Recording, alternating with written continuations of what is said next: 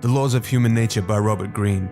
We're going to be doing a detailed breakdown of this book, and by the end of this video, you're going to have a super clear understanding of how you can use the laws of human nature to live a better life and avoid toxic relationships. We are all social creatures, and knowing why people do what they do is one of the most important tools you can have. We're going to go over why parts of our brains affect our decision making, how to detach from your emotions, dealing with narcissists, toxic characteristics of people to avoid, how to look behind the mask that people wear, the dark side within us, and a heap more. Let's jump into it.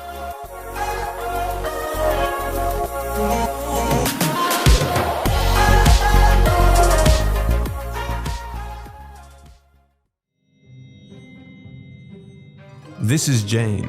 Jane is married to Paul. What Paul doesn't know yet is that Jane has actually been engaging in an affair with her co-worker John for the past 2 months. Here is Mark. Mark likes to give to the poor, but only if he can promote it to his fans on social media and gain more followers. Mary and Kate like to pretend like they are friends, but behind closed doors they gossip and try to sabotage each other. So why do we do what we do? Law 1. The law of irrationality. Master your emotional self. You like to imagine yourself in control of your fate, consciously planning the course of your life as best you can, but you are largely unaware of how deeply your emotions dominate you. I bet you think that you're in complete control of your life, but are you really? You are for the most part completely unaware of how deeply your emotions control your life. The changes in your mood and this disconnect from reality is where bad decisions and negative thoughts originate. Rationality is your ability to counteract these emotional effects on your decision making. The first step on the path to becoming a rational person is accepting that humans are fundamentally irrational creatures. Living organisms for millions of years depended on their instincts to survive. Over time, for some animals, this evolved from an instinct to a feeling of fear. Our brains have evolved to a higher mammalian brain, which is comprised of 3 parts. The first and oldest being the reptilian part of the brain, which automatically controls and regulates the body. This part of the brain is where our instincts derive from. Next is the old mammalian brain, or the limbic brain. Our feelings and emotions are governed here. And finally, on top of that, we have the neocortex, the part of the brain that controls cognition and language. Our rationality resides here between these 2 parts of the brain. Let me explain why. Our emotions originate here in the limbic brain. Chemicals are released to arouse our awareness of our surroundings. The problem is when we try to translate these sensations and feelings into words using our neocortex. For these 2 different parts of the brain, the communication and translation taking place between them is often inaccurate, and hence leads to our irrationality. Emotions and cognition are not easily translatable. What seems like anger may truly just come from a source of envy. Whereas animals feel fear for a short time, we often dwell on our fears. We make them greater than they are, and we can feel long-term anxiety. We are always feeling certain emotions, and therefore they are always infecting our thinking.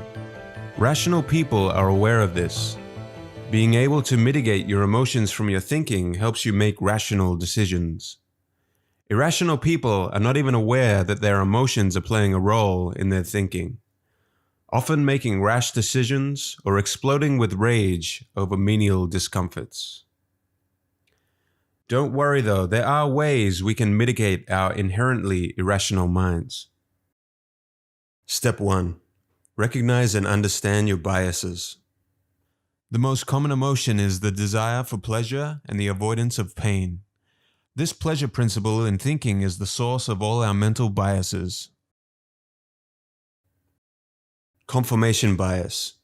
Going in search of evidence to support your point of view and turning a blind eye to anything that disconfirms your held belief. Finding evidence that confirms what we want to believe is confirmation bias. Counteract this by also playing devil's advocate and finding opposing views. Conviction bias. How can this idea be wrong if I can have so much energy to defend it? You may even have doubts about the truth of this belief, but now you have dug a hole where you feel the need to defend the idea and convince yourself that it is true. Appearance bias. The halo effect. If someone appears to have a positive quality, we tend to attribute other positive qualities to that person without any evidence. Likewise for negative qualities. Appearances are misleading. The group bias. We love and are relieved when we find other people who think the same way that we do. Isolation and disparity from the group makes us depressed. Groupthink is when people take up ideas solely because they bring us comfort and a sense of belonging to the group. The blame bias. Our innate response is to blame others. It is more painful to look in the mirror and admit our mistakes. This is the blame bias. Superiority bias. We all like to think of ourselves as likable, ethical, and rational. But this can't actually be true, because if it were true, we would all have world peace, and that just isn't the case. Step 2. Beware of inflaming factors. Our minds latch onto emotions, and we become reactive. Here are some factors which can inflame your irrationality. Trigger points from early childhood. Sudden gains or losses, like winning the lottery, or losing everything that you have, and then on top of that, losing someone that you love in the same month. Rising pressure. Under stress, the primitive parts of our brains kick into action. This is why you see soldiers and people trying to get into the special forces put under such high stress situations.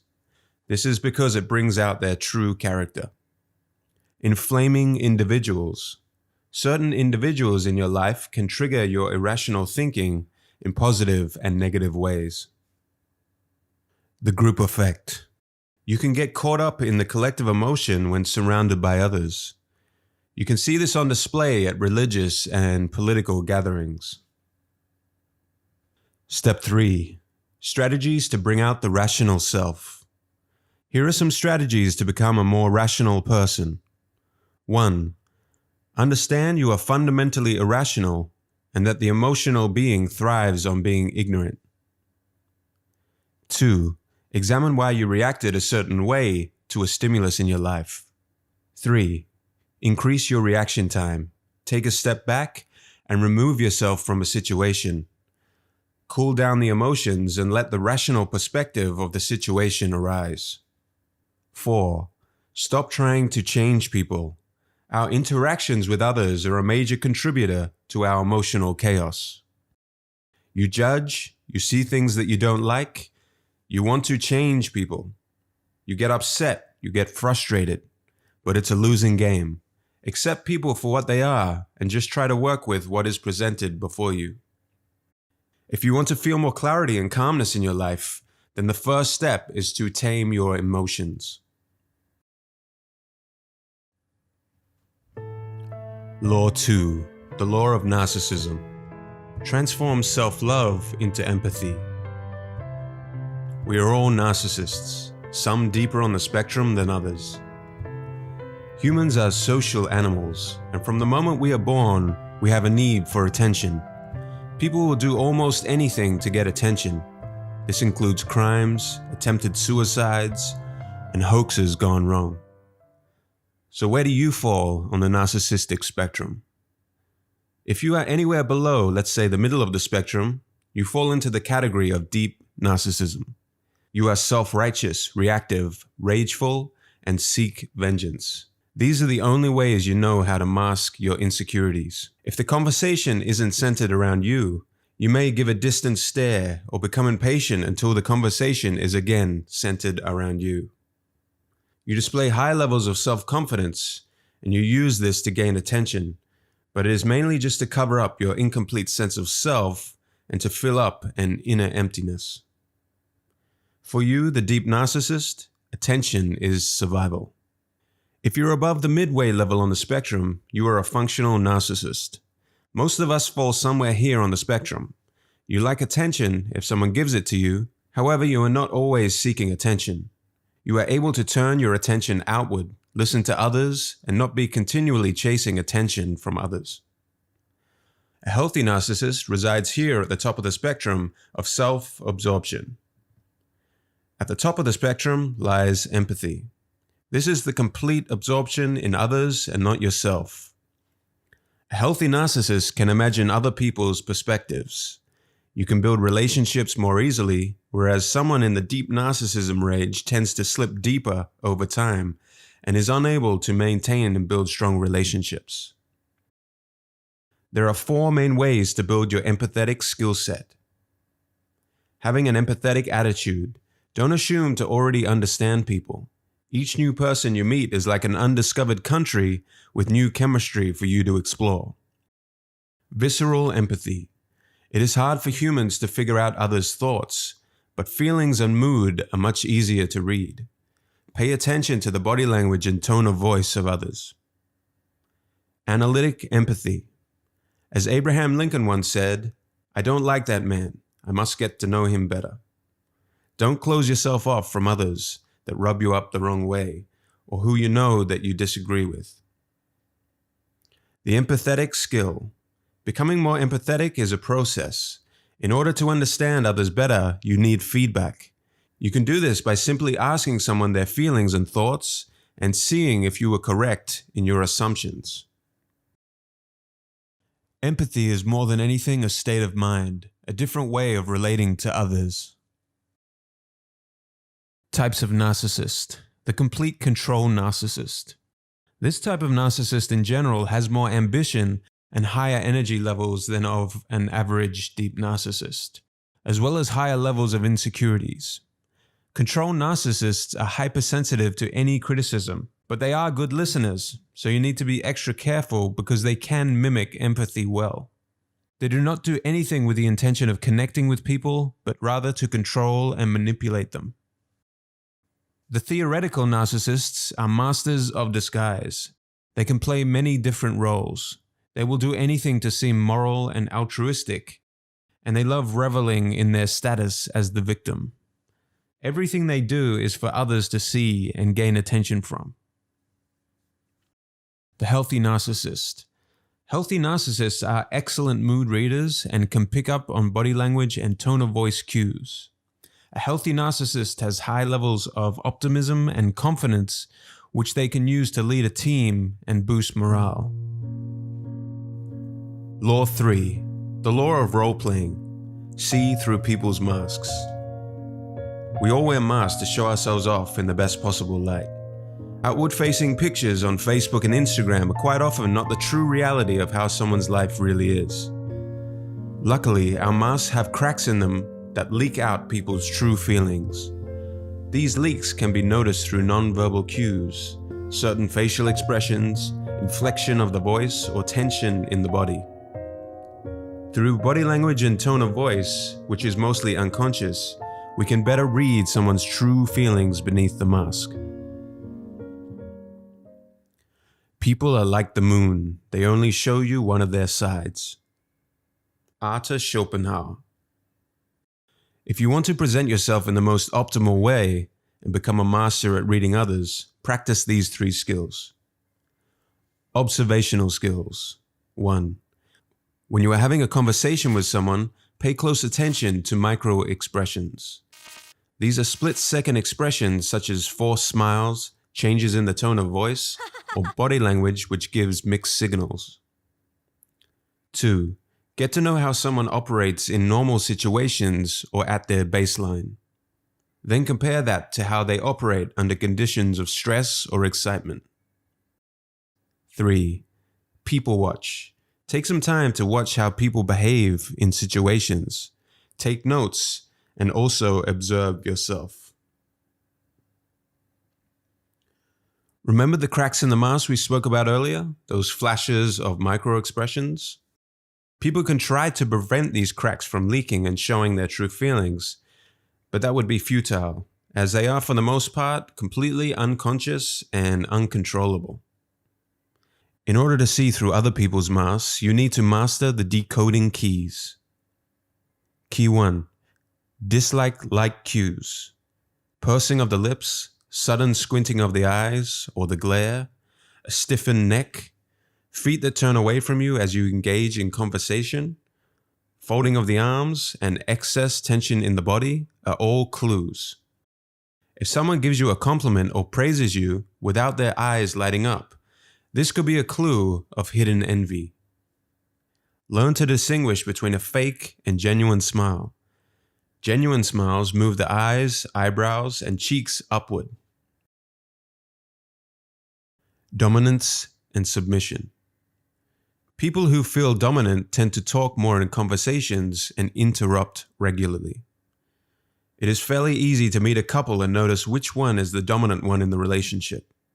The dominant partner may seem to only half listen to their partner in a group conversation and will make eye contact with others in the group, but not their partner as often. Deception cues.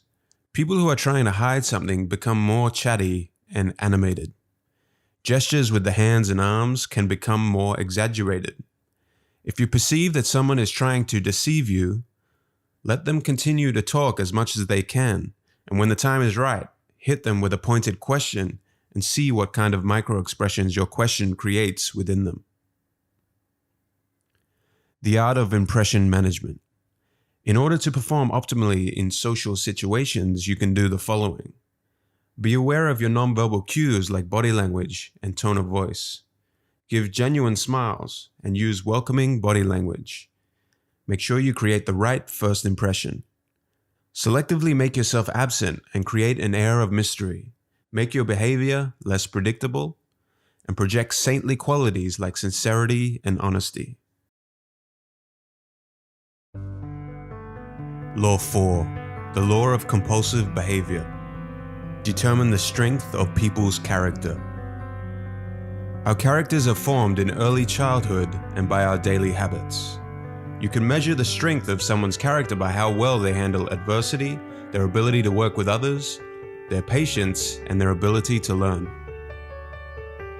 Character is destiny. Heraclitus. The word character comes from ancient Greek and was used for an engraving instrument. Our characters are stamped within us. Spirits and gods do not control us. Our character does. It is impossible to remove your character, but it is possible to lessen or stop negative patterns in your life. You need to first understand your own character and then learn to value character above all else when choosing a partner to work with or an intimate partner. Character should be placed above intelligence, beauty, and reputation. Actions repeated over time is the main indicator of someone's character. People with strong character do not give up easily, are persistent, and are open to new ideas. People with weak character, on the other hand, are overwhelmed easily, difficult to rely upon, and not open to learn from others because needing to learn from others would imply criticism or shortcomings. The most significant indicator of people's character comes through their actions over time. Toxic characters. You need to first identify and then steer clear of people with these toxic characteristics. The hyper-perfectionist. Someone who may seem dedicated, but is unable to delegate and must control every situation. In other words, a control freak. The relentless rebel. Someone who hates authority and mistrusts anyone in power. They cannot accept any criticism and are often childish in their behavior. The personalizer. Someone who is very sensitive and thoughtful. However, that sensitivity only goes one way, which is inward. They take everything personally. Avoid these people because they will try to make you feel guilty for something you said or did that spurred their sensitivity. The drama magnet. Someone whose only way to get attention is by surrounding themselves with drama and problems. They always find a way to become a victim in any given situation. The big talker. Someone who is always talking a big game, but never actually finishes anything they have started. They will inevitably just waste your time. The sexualizer. someone with an abundance of sexual energy. This usually comes from a dark place, and they tend to see every relationship as a possible path to something sexual. The pampered prince or princess, someone who is overindulged and given too much attention by their parents at a young age. If they don't get what they want, they can show baby-like behavior to an extreme of even throwing tantrums. The moralizer, someone who condemns something but secretly is drawn to that thing. They seem moral, but they have a secret dark side. Law 5. The law of covetousness. Become an elusive object of desire. We are marked by the continual desire to possess what we do not have, the object projected by our fantasies. It is human nature to desire things we don't have, and once we have finally obtained that desire, we are already distracted and looking for something better. Most often this is referred to as the grass is always greener syndrome. Nowadays, people see vulnerability and being forthright as a path to truth and honesty. Letting people know all your likes, dislikes, fears, and loves, and believing that people should just love you and desire you for who you are. In actuality, what people really want is for their fantasies to be stimulated. But if you become too familiar, there is no mystery and no room for imagination. People's interest in you will be paper thin. Do not follow the moralism of the times, which urges honesty at the expense of desirability. Here are 3 strategies for stimulating desire. 1. Know when and how to withdraw. Be a little cold, don't be needy, and never be too obvious with your opinions, feelings, values, and tastes. You want to allow for others to create their own picture of you in their imagination. Know when to withdraw, maybe for a day, maybe for a week. Create some sense of mystery around yourself. 2. Create rivalries of desire. What we want almost always reflects what others want. The man who has been single for 5 years gets into a relationship and all of a sudden has 2 other women interested in him. Or the child who wants his brother's new toy. Creating the impression that you or your work are desired by others will attract others. In negotiation tactics, always have another party that is also interested to create a rivalry. 3. Use induction. Associate yourself with something slightly illicit, unconventional, or defiant. Almost all people desire voyeurism, which is seeing inside the private lives of others. Give others the impression that you are sharing secrets that shouldn't be known and may create some outrage, but a lot of curiosity. The secrets need to be new and exotic. And finally, dangle something in front of people that is just out of their reach. The offer of a fast path to riches or the fountain of youth. Remember that possession does not compel people to act. Desire does. Focus your attention on looking inward, finding what you truly desire, and then following those desires. Don't become distracted by what everyone else is chasing or trying to influence you to follow. Your time in life is limited. Law 6, the law of short-sightedness. Elevate your perspective.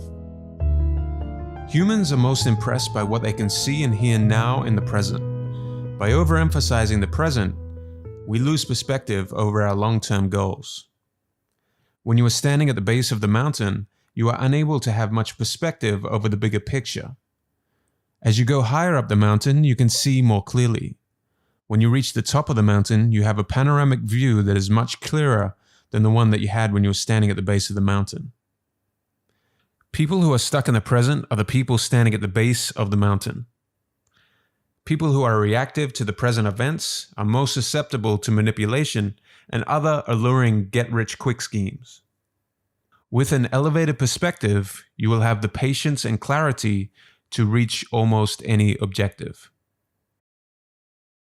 Instead of reacting to everything that is in front of you, you need to train your far-sighted perspective or your bigger picture. And you can do this by detaching yourself from the heat of the moment, calming down your emotions of fear or excitement, analyzing all the negative consequences of taking that action, focusing on the long-term goals, and asking yourself if taking action is in alignment with that vision. Distancing yourself from the present will allow you to gain a wider perspective and look further into the future. You should also avoid prolonged contact with people who are narrow-sighted. These people are like the people standing at the base of the mountain without any long-term perspective and are in a perpetually reactive mode. There are 4 signs of short-sightedness that you need to be aware of and overcome.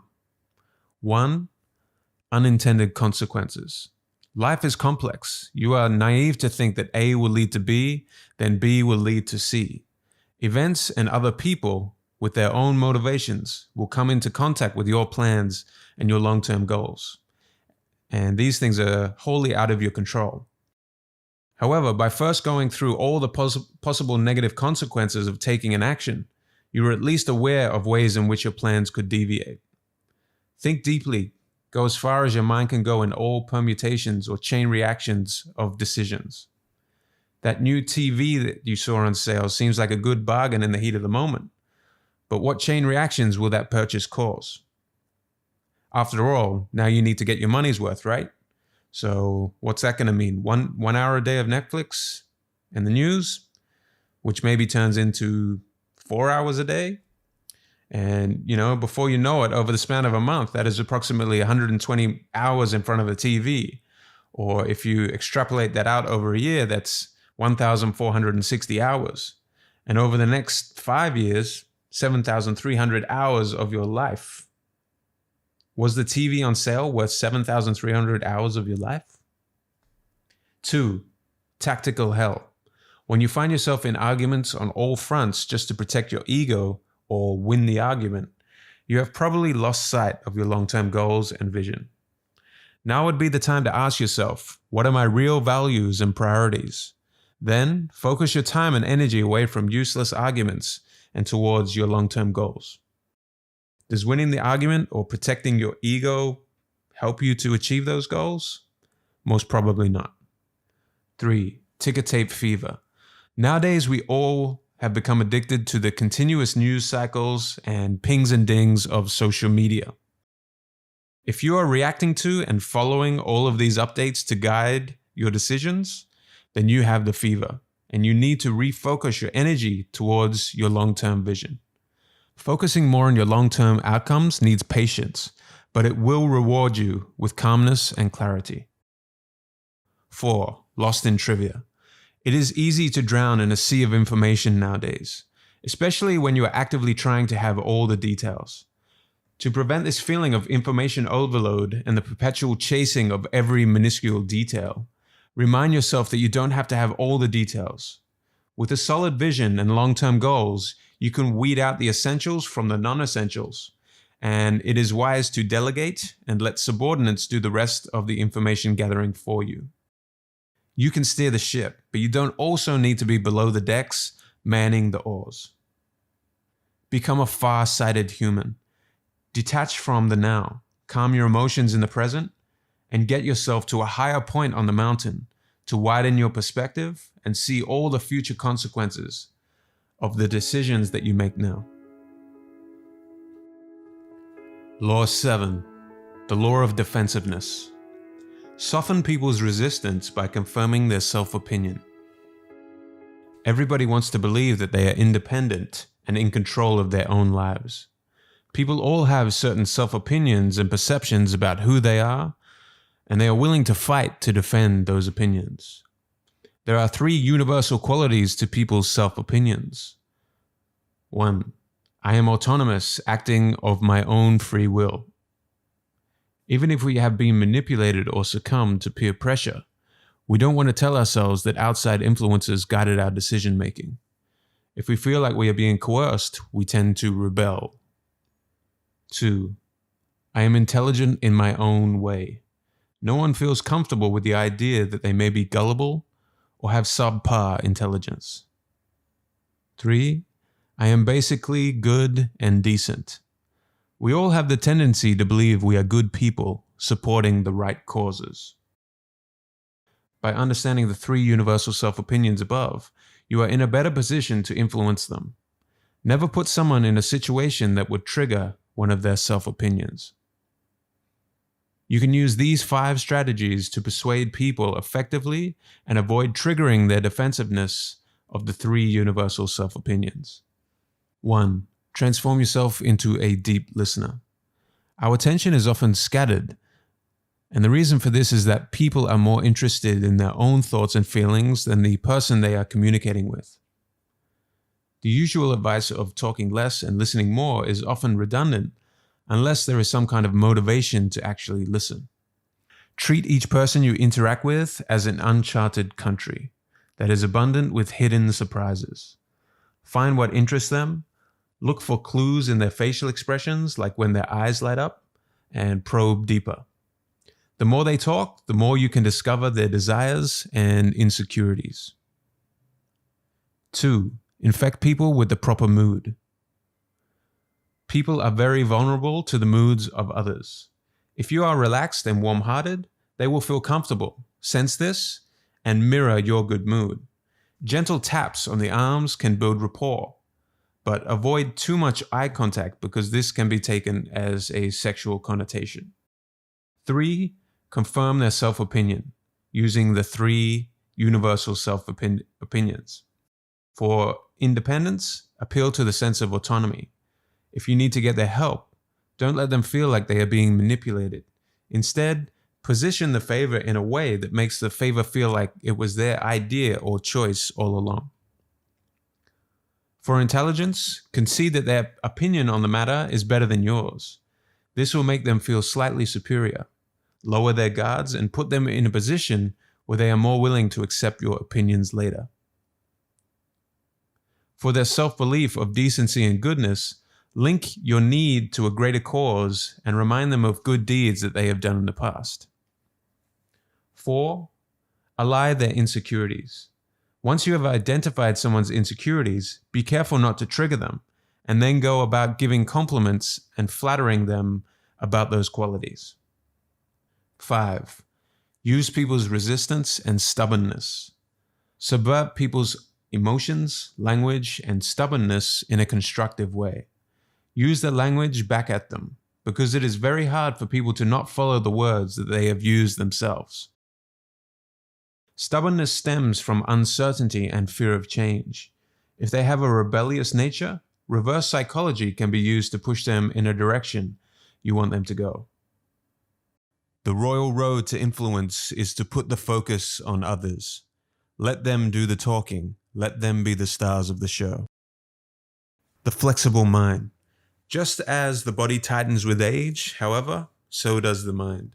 When we are children, our minds are very flexible, and they learn at a rate much faster than as adults.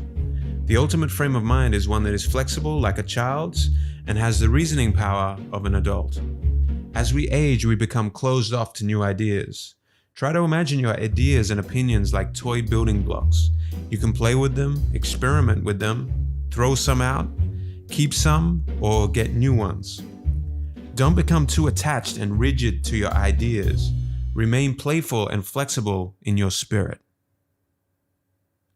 Finally, become more self-aware that you are not as good as your self-opinion makes you believe you are. You do buy services or products due to advertising influences. You do conform to ideas because of the groups that you belong to, and you are susceptible to being manipulated. Distance yourself from your self-opinion to see how it affects your thinking. Law 8, the law of self-sabotage. Change your circumstances by changing your attitude. You must not only be aware of the role of your attitude, but also believe in its supreme power to alter your circumstances. The way that you look at and interpret the world around you is what creates your attitude. If you see the negative in all situations and you are fearful, you will inadvertently create those situations that you fear the most. If you are afraid of failure, you won't try new things, which results ultimately in a failure to succeed in anything. There are 2 general categories of attitude: negative and narrow, or positive and expansive. Negative and narrow-minded people are generally fearful, and in order to try and have control, they limit what they see and experience. Someone with a positive and expansive attitude, on the other hand, wants to try new things, and is open to new ideas. If you want to change your circumstances in life, you first need to change your attitude. Here are 5 constricted or negative attitudes that you need to conquer. Hostile attitude. The world is a hostile place, so in order to try and defend themselves, people with a hostile attitude seek to become hostile themselves. In their mind, the world is against them. They blame others and tend to make others around them aggressive or defensive. Be aware of this type of attitude and manage your own hostility by telling yourself when you first meet someone, "I like this person," or "this person is intelligent." If you notice less hostility in the world and in others when you begin doing that, then you may notice that the source of the hostility was actually manifesting from within yourself. Anxious attitude. Someone with an anxious attitude ultimately fears losing control of the situation. They like to micromanage and control others. You can deal with your own anxiety by channeling this negative energy into your work and trying to become less of a perfectionist and control freak. If you are dealing with someone with this type of attitude, don't let their attitude infect you. Be calm and become a soothing influence on them. Avoidant attitude. Someone with doubts about their intelligence or competence and who generally see the world through the lens of their insecurities have this type of attitude. They avoid responsibility or challenges because they may call into action their self-esteem. Be cautious to form partnerships with someone like this. And if you feel that you may have some of this attitude yourself, you can diminish this fear by motivating yourself to take on small projects and make sure that you take them all the way to completion. Depressive attitude. This attitude carries a feeling of unworthiness and being unloved. A person with this type of attitude tends to betray, criticize, and wound others to feed their own depression. Any signs of success or progress are self-sabotage before they can even fully be accomplished. People are attracted to someone with this kind of attitude because they want to help them. However, this usually results in them also being criticized and then discarded. Never try to cheer someone up with this type of attitude by showering them with the wonders of life. Instead, subtly steer them towards positive experiences. We all have depressive moments in our lives. When you find yourself in a depressed state, it is best to channel that energy into your work or the arts. You can pick up a guitar, paint a picture, or something like this. Resentful attitude. They feel wronged and see oppressors everywhere around them. People who have more than them are a sign of injustice, and any sign of criticism or disrespect towards them is taken very seriously. They do not explode in anger. However, they prefer to stew on their emotions. People with this attitude hold on to grudges, and if given any power, use it to express their resentment in often vengeful and vicious ways. Avoid people with this attitude if at all possible. If you harbor resentful tendencies yourself, learn to let go of grudges. It is better to explode with rage in the moment than to stew on negative emotions that you may have just made up in your head. The expansive, positive attitude. Be an idea explorer. Leave certainty behind and play with new ideas. Enjoy challenging yourself with new ways of thinking. Adversity and pain are most often out of your control, but you can learn how to control your response and emotions to any situation. Don't accept and place limits on yourself as you grow older. If you believe that you can't do something, you will create a self-fulfilling cycle. Your attitude plays a huge role on your health. Falling in love or getting excited about your job gives you more energy and allows you to recover from illnesses faster. Being depressed or stressed, on the other hand, does the reverse. Don't take things that others say or do towards you personally. They are just protecting their own negative feelings. Law 9, the law of repression. Confront your dark side. More often than not, people are not who they seem to be. We all have a dark side. The selfish, aggressive impulses within us that we hide from the public view to fit in and feel respected and liked by the group. Carl Jung, the famous psychologist, refers to this as the shadow. The shadow lives within our unconscious mind, but can leak out through our emotions in times of insecurity or stress. Our dark side also tends to reveal itself more as we get older. Here are some notable signs of the dark side. Contradictory behavior. A person who preaches the rules but then breaks them. Emotional outbursts. A person who loses self-control easily. Vehement denial. For example, a person who argues against homosexuality but secretly desires it. Over-idealization. A person who uses a good cause to act in a bad manner. Accidental behavior. A person who gets drunk and reveals their true emotions. Projection. A person who accuses someone else of desiring sex, money, or power, when in fact that is what they secretly desire themselves. In order to conceal the shadow, we develop emphatic traits. These traits tend to cover up the opposite trait that we want hidden from the public view. Here are the 7 most common emphatic traits. The tough guy shows an intimidating side to cover up the soft and vulnerable side they are so afraid of. The saint exudes purity and goodness, but once given a taste of power, quickly abuses that power. The fanatic impresses people with their drive and dedication, but fail to deliver on what they promise. The passive-aggressive charmer will be overly nice on initial interactions, but gossips behind the backs of others. The rigid rationalist fears irrationality. They use their intellect to bully others that they deem to have primitive or low-level thinking. The snob is so afraid of mediocrity that they exert superiority. The extreme entrepreneur pays exceptional attention to detail and seems to value independence. Their inability to listen and delegate work to others end up becoming their downfall. They secretly want others to take care of them. When you become conscious of the shadow and bring it out into the light, it loses its power. You can then control, channel, and integrate it into your life. By doing so, your more attractive, authentic, and creative side will come back to life. You can follow these steps to become an integrated human. See the shadow. Identify and monitor what things make you touchy and insecure. What is causing your shadow to show, and what are you trying to hide? Embrace the shadow. Don't repress or ignore your shadow. It is part of your personality. Explore the shadow. Explore your dark impulses and animalistic nature.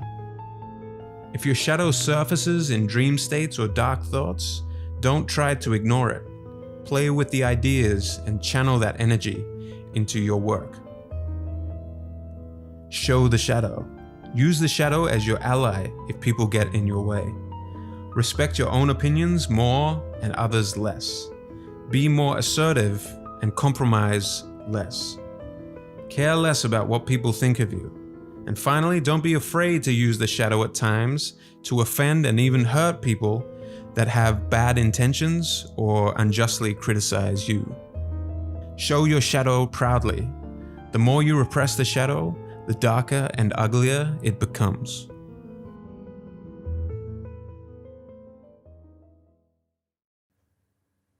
Thank you for making it to the end of the video. Let me know in the comments below which law you found the most helpful.